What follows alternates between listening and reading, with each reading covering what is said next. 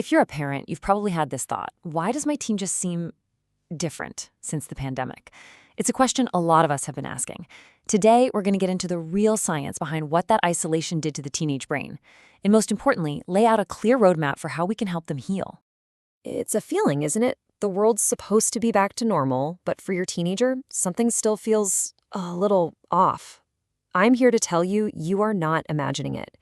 The isolation they went through happened during one of the most critical times in their development, and it left a real mark. And now we actually have the science to prove it.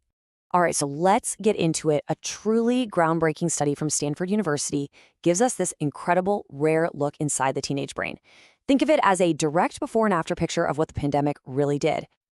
Now, what makes this study so important is that the researchers got lucky, in a way. They've been tracking the same group of kids since 2013, so they had a perfect baseline. And what they found was, honestly, it was startling.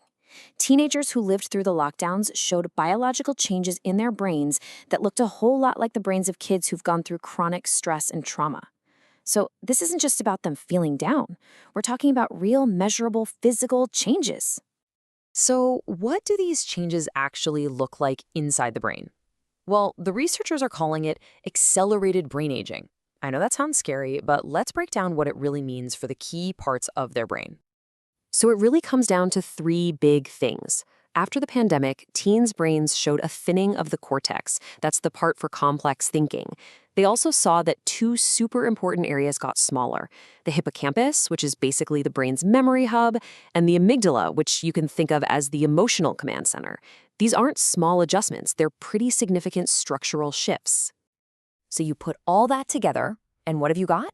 Well, in simple terms, the stress of the pandemic made their brains look structurally older than they actually were. It's like someone hit the fast-forward button on parts of their brain development, but not necessarily in a good way. And get this, the effect wasn't the same for everyone. When the researchers looked closer, they found a really big difference between genders. For girls, this accelerated aging was, on average, a jaw-dropping 4.2 years. And what about for boys? Well, the acceleration was there, for sure, but it was less pronounced. For them, it was about 1.4 years on average. This really starts to paint a picture of just how uniquely stressful that period of social isolation might have been for teenage girls. And of course, these changes in the brain aren't just happening in a vacuum. They have real-world consequences.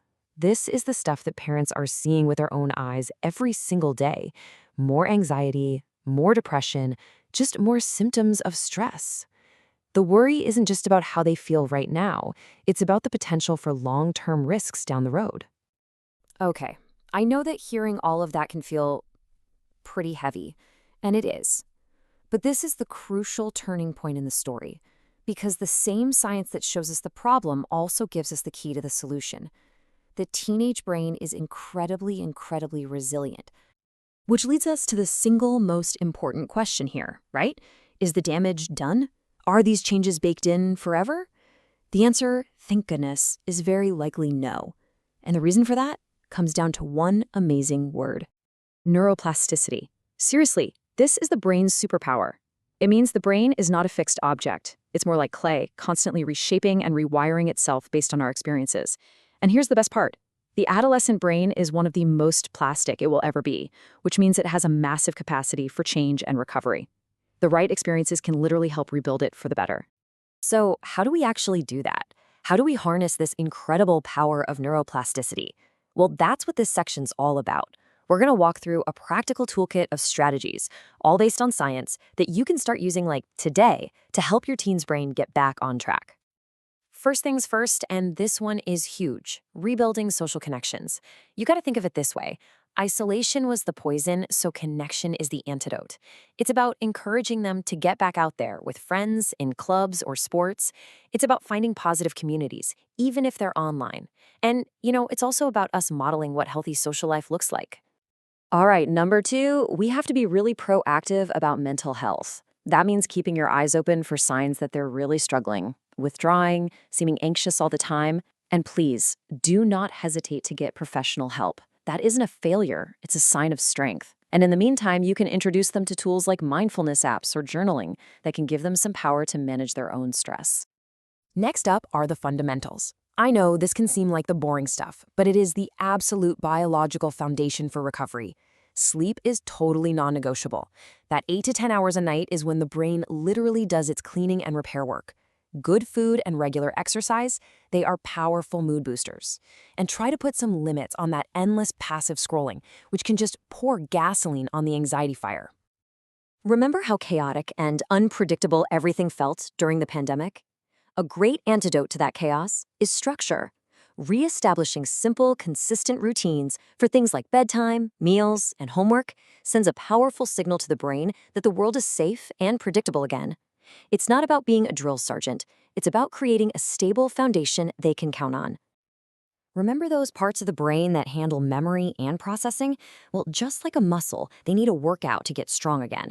This is where active, engaging hobbies come in. Things like reading a book, learning an instrument, or getting lost in a new project. Those activities fire up those neural pathways and help rebuild that cognitive strength. And finally, let's talk about the bedrock that all these other steps are built on. First, emotional safety. You have to create a space where your teen knows they can talk about how they're feeling without being judged or dismissed. Just listen. And second, keep monitoring. Keep paying attention. If things aren't getting better, getting a specialist involved early can make all the difference in the world. So when you pull it all together, the picture becomes really clear. Yes, the challenge our kids faced was very real, but the path forward is full of hope. And the single most important person to guide them on that path is you. In fact, the research itself says it best, and it really is a message of hope. The study concludes, while the pandemic left its mark, consistent support, healthy routines, and cognitive stimulation can help teens recover, and parents play a crucial role in guiding the way. That's it. That's the whole ballgame. The scar does not have to be permanent, and your guidance is the key. So we'll leave you with this final thought. The story of what the pandemic did to our kids isn't over. The final chapter hasn't been written yet. And it's a chapter about recovery and about strength. By understanding what's going on in their brains and taking these deliberate, loving actions, we can help make sure that resilience, not trauma, is what defines this generation.